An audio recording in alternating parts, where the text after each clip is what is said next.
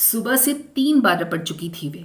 एक बार किचन में टंगी जाली की अलमारी से खीर के लिए इलायची की डिब्बी निकालते हुए, दूसरी बार पूजा वाले ताक से भभूति उतारते हुए, और तीसरी बार बाथरूम में गीला तौलिया टांगते हुए।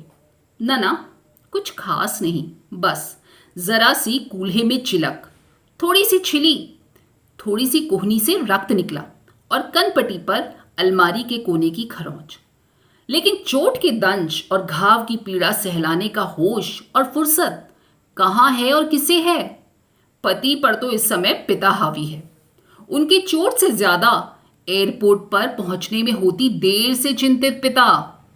चिंताकुल पिता ने घड़ी देखते हुए और हड़बड़ाई, और उन्होंने एक हल्की कराह के साथ मुस्कुराकर खड़ी होते हुए एक ही वाक्य दोहराया है, 7:45 तक एयरपोर्ट पहुंच जाना है। उसने लिखा तो बार बार है कि आप लोगों को एयरपोर्ट आने की बिल्कुल जरूरत नहीं, मेरे साथ कुछ और लोग भी हैं, आराम से पहुंच जाऊंगा। पर यह भी कोई बात हुई कि अपनी धरती पर उसके पैर पड़ने के बाद भी पूरे 1.25 घंटे वे दोनों बिना उसे देखे रह जाएं, और उसके घर आने के बाद भी अगर वो रसोई में घुसी हुई खीर पूरी, सूखी गीली सब्जियां और किशमिश छुआरे की चटनी बनाती रहीं, तो उसके पास कैसे बैठ पाएंगी? पूरे 7 साल, 7 सालों का इंतजार, पूरे 7 सालों से तिल तिल कर काटते पल और तल फलाती उतावली का एक अनवरत सिलसिला। पिता हो गए पति ने मौन तोड़ा। मेरा ख्याल है अब हमें एकदम निकल जाना चाहिए, देर हो जाएगी नहीं तो। अरे थोड़ा बहुत उसके आने पर भी कुछ काम कर लोगी तो क्या, कोई मेहमान थोड़े ही है, अपना बेटा ही तो है। हाँ, उनका बहुत अच्छा बेटा। सोच कर ही भीगी किशमिशें जैसे और मीठी हो आई, निकाल कर छुआरों की चटनी में मिलाई और उठ ली। हाँ, ये एयरपोर्ट गवाह है। इसमें समाये समय के प्रवाह को उलीच कर देखें तो सब कुछ बह जाने के बाद भी उन जैसी माओं की आंखों की कुछ डबडबी बूंदें थम कर रह जाएंगी, अपने अपने समंदरों के सच की बानगी के रूप में। हाँ, ये एयरपोर्ट गवाह है। सब कुछ जुटा पुटा कर उसे लैस कर दिया था, सूटकेस से लेकर अचार बड़ियां तक। आखिरी बार आंखों से ओझल होने के पहले कुछ पल खड़ा रहा था, थम कर भरी आंखों से देखा था और फिर पलटकर चला गया था। सिक्योरिटी में कितनी देर लुटे पिटे से खड़े रहे थे दोनों। फिर अचानक जमीन थर्राई और एयरपोर्ट के कांच के दरवाजे कंपकपाए। अंदर की प्राणवायु को ही जैसे चीरते हुए उड़ गया हवाई जहाज। चलो लौटो। कंधे पर पति हुए आए पिता का हाथ पड़ा था। वे ही इस बार नन्हे बच्चे से खिलके, आ गया प्लेन। भीड़ पर भीड़, चेहरे पर चेहरे, लेकिन बीचों बीच से टक टोर लाई दृष्टि। उचक उचक कर बच्चों की तरह देखते देखते अचानक वो रहा, वैसा ही संजिदा, वैसा ही शांत, थोड़ा और निखर आया है। उसने जरा बाद में देखा, हाथ हिलाकर वो मुस्कुराया, लेकिन परेशान भी हुआ। अरे मना तो किया था, खुद टैक्सी लेकर आ जाता ना। और एक विनम्र लाचारी, थोड़ा टाइम लगेगा मामा। तो क्या, खुद से हम दोनों निहाल बेहाल उसे देखते रहे, इस खिड़की से उस खिड़की जाते, कागज बढ़ाते, क्लियर करते, और अंत में वो आ गया, एक अपनत्व भरी मुस्कान से दोनों को तृप्त करता। बेहद धीमे से साथ आए लड़कों को आंखों ही आंखों में समझाया, माता पिता की तरफ इशारा करके, सॉरी मैं साथ नहीं आ पा रहा हूं, ओके। लड़के जिंदा दिली से हाथ हिलाते हुए पलट गए। वह इन लोगों के साथ टैक्सी में आ बैठा, मां की बगल में। कैसी हो मम्मी? मगन, गदगद, रोमांच, विकल, खुशी का अतिरेक जैसे सीना फाड़ कर निकल जाने को आतुर। और आप पापा कैसे हो? मैं अचकचाकर आधे शर्माए आधे पुलकित, मैं तो बेटा एकदम फिट हूं, ये तुम्हारी मम्मी ही है, दिन रात कैसा होगा कैसा होगा, कहाँ होगा, कैसे खुद बना के खाता पीता होगा कह कहकर बिसुरती रहती है। सोते जागते इसका तो बस एक ही रट है। वो हंस दिया उसी संजीदगी से, लेकिन तत्क्षण एक सतर्क अलर्टनेस उधेड़ बुन थी। इस इतने प्यार के अतिरेक को कैसे संभाला जाए, क्या कुछ और कैसे कहा जाए? तब तक मां ही पूछ रही थी, तू बता बेटा कैसा है? मैं अटपटा सा हो आया वे, फिर हंसकर, अच्छा, एकदम अच्छा, तुम्हारे सामने। इतना छोटा सा उत्तर, जैसे बहुत बड़ी थाली में एक नन्हा सा कौर।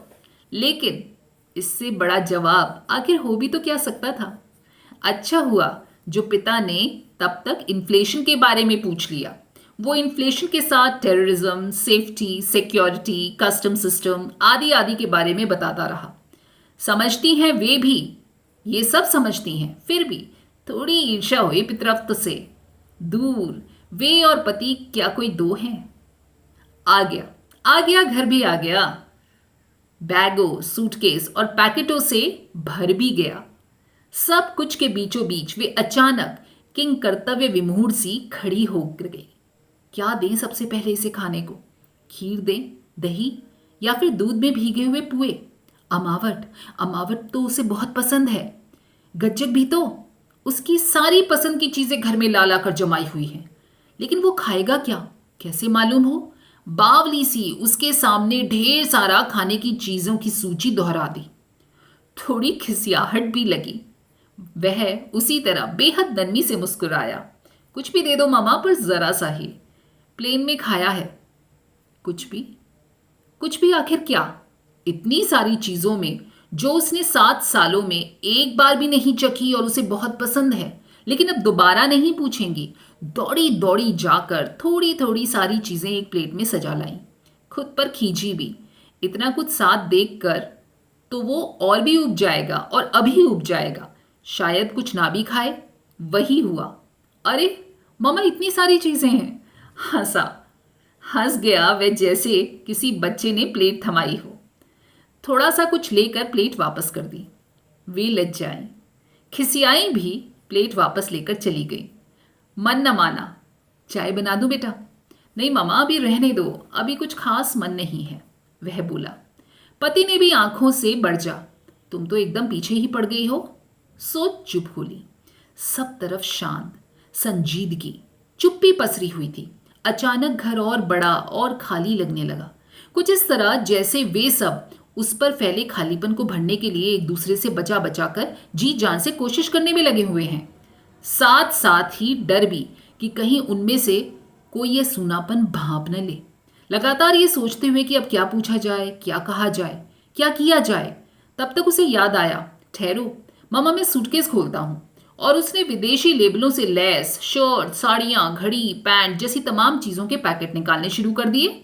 फिर उन्हें 2 हिस्सों में कर दिया। उन दोनों के सामने बढ़ाकर बोला, ये पापा आपके लिए और मामा ये आपके लिए। फिर थोड़ी सी बची चीज़ें उनकी और बढ़ाता हुआ फिर बोला, ये सब जिस जिसको आप ठीक समझें उनको दे देना। अब जैसे एक और रास्ता बंद। फिर से बात खत्म हो गई। इतने दिनों से जो कुछ एक तेज बहाव के साथ बह जाना चाहता था, वह सब वहीं का वहीं दीवारों में चिन गया हो। उफ, क्यों नहीं पूछती, क्यों नहीं कहती वह सब जिसके लिए पूरे 7 सालों से तरस रही थी। समेट ले उसका माथा अपनी गोदी में, दुलार ले जी भर के उसको, या फिर रो ही ले हिलक कर कि कैसे आधी आधी रातों को अचानक बड़ी धड़कनों के बीच नींद खुल जाती। एकदम से हौस उठती कि तू क्या कर रहा होगा। रात का दिन, दिन की रात होता है ना वहां। तो जागा कि सोया, कैसा लगता होगा। और फिर एकदम से उसे देखने की बेकली तलफला उठती। तकिया भीग जाता। पिता भी न जान पाते, लेकिन कहा सिर्फ इतना, नहाएगा तू बेटा? पानी कर दूं? नहा लूं क्या मामा? आप बताओ। नामन हो तो रहने देना, कोई ज़रूरी तो नहीं है। हाँ वैसे ज़रूरी तो नहीं है, पर थोड़ी सुस्ती सी लग रही है, नींद भी। ओह, कितने स्वार्थी हैं वे भी। उसकी जेटलैग वाली बात तो एकदम भूल ही गई थी। 1.5 दिनों के दिन रात का उलटफेर उसे बुरी तरह थकान और नींद से बोझिल कर रहा होगा। इस बात की तरफ तो ध्यान ही नहीं गया। हड़बड़ी मच गई उनके अंदर बाहर। जल्दी से जल्दी खाना गर्म कर लगाने की उतावली, या फिर उस समय उन चीजों से उबर कर अति व्यस्त हो जाने की तृप्ति। डोंगे पूछे और सजाए, रसे का नमक दोबारा आंख बचाकर चखा चखा। हड़बड़ी में 2 बार जली, 2 बार जलते जलते बची, 3 बार ऐनक रख रख कर भूल गई। बिना ऐनक काम करने की कोशिश की तो एक आध चीजें डोंगे से छलक भी गई। 7 साल पहले भी तो ये सारी चीजें बनाई थी, पर तब तो कुछ भी तो नहीं चला, कुछ छलका भी नहीं था। रुआंसी सी हो आई, पति को बुलाया, वो भी दौड़ा दौड़ा आया। क्या क्या हुआ? लाओ मैं ले चलता हूं। लेकिन तुमने इतना सब क्यों बनाया है, सब कुछ एक साथ ही? उसके कहे में प्यार ज्यादा या परेशानी और खींच? पर तुरंत के तुरंत वो सब छुपा बुजुर्गियत से भरी एक समझदार सहानुभूति झलकी उसके चेहरे पर। संभाल संभाल कर वो मेज पर मां को परोसने में मदद करता रहा।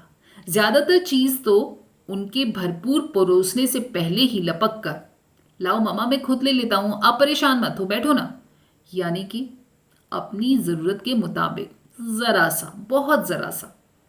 अच्छा, बहुत अच्छा बना है मम्मी सब कुछ। खीर रख देना, अभी नहीं, शाम को खाऊंगा, अभी बस 2 चम्मच खा लेता हूं। उन्होंने लक्ष्य किया, वो मुश्किल से खा पा रहा था, थकान नींद से बोझल। जा सो जा बेटा। 3 रातों का उलटफेर, सो गया वो। पति भी वो टेबल किचन समेटने में बिजी हो गई। पोंछना पांछना, बचा कुचा खाना समेटना, बीच बीच में जाकर हौले से कमरे में झांक आना। कहीं उठ तो नहीं गया वो, कहीं जागा तो नहीं, उसे कुछ चाहिए तो नहीं। शरीर थकान से लस्त, लेकिन मन पाखी। घूम फिर कर वहीं पहुंच जाता। खींच कर खुद को फटकारा, अब जब मोहलत मिली तो क्यों नहीं 2 घड़ी हाथ पैर सीधे कर लेती। पहर बीतते ही फिर शाम के चरखे शुरू हो जाएंगे, सोचकर पड़ गई चटाई डालकर उसी के कमरे के आसपास। कहीं उसे कुछ चाहिए तो नहीं, कहीं वो संकोच के मारे उन्हें नहीं जगाएगा तो। जानती हैं, पर पड़े पड़े भी आंख कहाँ झपी। दृष्टि पंखे से बल्ब, बल्ब से रोशनदान और रोशनदान से धूप के फूल टटकोरती रही। बचपन में 2 के पहाड़े में से भी पहले अद्धे पौने के पहाड़े रटाए जाते थे।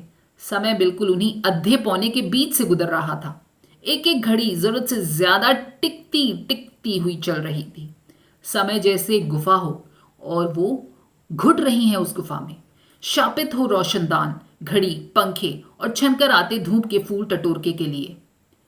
अचानक रोशनदान पर नजर पड़ते ही चिहुक सी गई। कहीं धूप की चौंध तो नहीं पड़ रही उसके बिस्तर पर तो आंखों पर भी।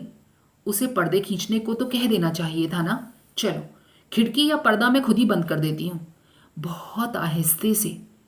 अगर वो जग गया तो? और जग गया वह, कुनकुना कर उठा।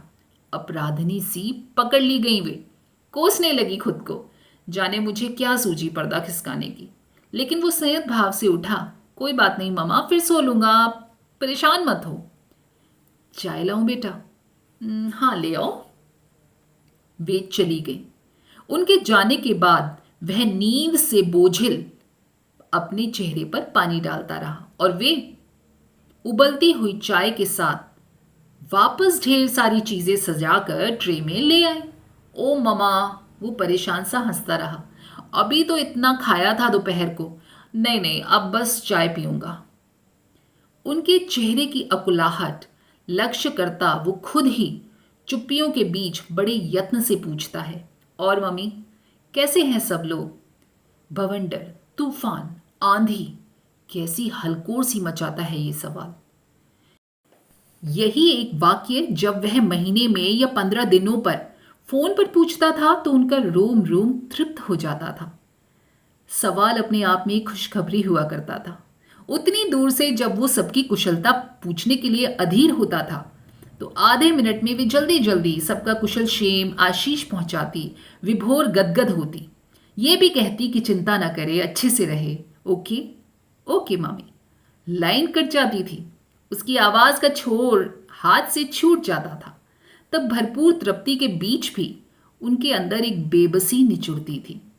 वो कितना कुछ पूछना चाहती हैं, वे कितना कुछ बताना चाहती हैं, लेकिन आज जब वो एकदम उनके पास आ गया है और पूरे इत्मीनान से चाय की चुस्कियों के साथ पूरा समय दे रहा है, उनसे पूछ रहा है, और मम्मी कैसे हैं सब लोग, तो वे एकदम चुप सी हो गई हैं। उन्हें लगने लगता है जैसे इस सवाल के साथ जुड़े सारे सरोकार खत्म ही हो चुके हैं। नहीं छी, ये बात नहीं, असल में उनकी समझ में नहीं आ रहा है कि इस सवाल के जवाब के सिलसिले को कहां से शुरू करें। फोन पर अच्छा रहता था, एकदम हड़बड़ी में जल्दी से काट कर थमाया, समय का एक छोटा सा टुकड़ा भर ही। लेकिन अब समय तो इफरात है, फिर नहीं, निश्चय कर नहीं पा रही कि कितना बड़ा या कितना छोटा जवाब उसे चाहिए। हठात उन्हें लगता है सारे अंतहीन सिलसिले एकदम से खत्म होने को आ गए हैं। समझ रहा है वो भी, शायद इसीलिए मन ही मन कुछ ठीक ठाक ज्यादा विश्वसनीय सवालों के जुगाड़ कर रहा है, आत्मीयता और सरोकार भरे। बिजनौर वाली मामी कैसी है मम्मी? और रचना की शादी? बात तो चल रही थी कई जगहों पर। जो भी लड़के अच्छे मिलते हैं उनकी उम्र रचना से कम ही ठहरती है। दद्दा के गुजरने के बाद खुद भी इधर बीमार ही चल रही है। ओह, एक दिन जाकर मिलाऊंगा। और अविनाश चाचा कैसे हैं? रतलाम वाले फूफा जी, उनके भाई, उनकी लड़की, उनके देवर, गड़ी हुई जिज्ञासाओं का एक समूचा सिलसिला। सवाल ऐसे चल रहे हैं जैसे रुक रुक कर किसी तरह मरम्मत करके चलाने के लायक बनाए गए कल पुर्जे। नहीं साहब, ठीक ठाक तो हैं, बढ़िया से काम कर दे रहे हैं कुल पुर्जे। एक अजीब सी घबराहट पसर रही है। और इसके बाद क्या सचमुच सारे सिलसिले खत्म? क्या इन्हें वापस उस छोर से नहीं बांधा जा सकता जहां स्वेटर पर सफेद ऊन से उसके नाम का पहला अक्षर बुन दिए जाने पर उनकी आंखों में खुशी छुपाए नहीं छुपती थी, डर भी तो नहीं छुपता था जब अगिया बैताल का डरावना सपना देखकर उनकी बाहों में दुबक जाता था, या फिर दवात सहित पूरी स्याही उलट जाने पर पापा तक बात न पहुंच पाने का वादा करता था। इन जैसे या इसके अलावा भी कहीं भी जाने कुछ भी पाने की आशा हुई। सीधा हट, सीधा आक्रोश, सीधा प्यार पाना या जताना भी इतना कठिन क्यों होता है? कहीं ये सिलसिला एक तरफे तो नहीं हो गए हैं, मात्र उनकी भावनात्मक तृप्ति के लिए जुटाई जाने वाली समिधा। अन्यथा अन्यथा जो कुछ है, जितना भी, वो खुलकर सामने क्यों नहीं आता? अचानक उन्हें लगा इतना आसान नहीं है किसी रिश्ते को एकदम पोटली की तरह खोल देना, खोलकर हाथों से चारों ओर छितरा देना। और खुद वे ही क्या कर पा रही हैं? शायद कुछ रिश्ते जिंदगी की नींव का काम करते हैं, फिर नींव चिंती चली जाती है और ऊपर पुख्ता दीवारें उठती चली जाती हैं। एक नई इमारत, एक नई दुनिया, एक विकास यात्रा उम्र के पड़ावों पर ठहर ठहर कर चलती हुई। एक तरफ केंचुल सी छूटती जाती उम्र और दूसरी तरफ अतीत की गली में भटकते माँ बाप। 7 वर्ष का लंबा समय उसे भी बहुत आगे ले जा चुका है। अब उसे झुककर पीछे मुड़कर छूना पड़ता है एक एक छोटी चीज, रिश्ते, प्राथमिकताएं, और वह किस कदर बेइंतहा कोशिश कर रहा है। हठात दया सी हो आई है उस पर, एक अन्याय सा लगता है। तू थक गया होगा ना? नहीं तो, बल्कि तुम ज्यादा थकी हुई लग रही हो। मैं तो अभी तुमसे बहुत देर तक बातें कर सकता हूं मां। उफ, कितनी जद्दोजहद के बीच एक ईमानदार कोशिश। तुझे सब कुछ बदला सा लग रहा होगा। वो झिझका, सहमा, थोड़ा थोड़ा, बहुत दिनों बाद लौटा हूं ना मामा। उन्हें लगा पूछ पाता तो शायद ये भी पूछता, और कितने पीछे लौटा ले जाना चाहती हो तुम मुझे? आगे पीछे एक साथ चलने में मुश्किल भी तो पड़ती है। तुम्हारे लिए आसान है मां, निरंतर पीछे की अतीतगामी यात्राएं, क्योंकि वर्तमान और सामने आने वाले भविष्य का अकेलापन और सन्नाटा तुम्हें आतंकित करता है। इसीलिए तुम निरंतर चहल पहल भरे अतीत में पनाह ढूंढती हो। लेकिन मैं तो सिर्फ अतीत या वर्तमान, इनमें नहीं रुक सकता।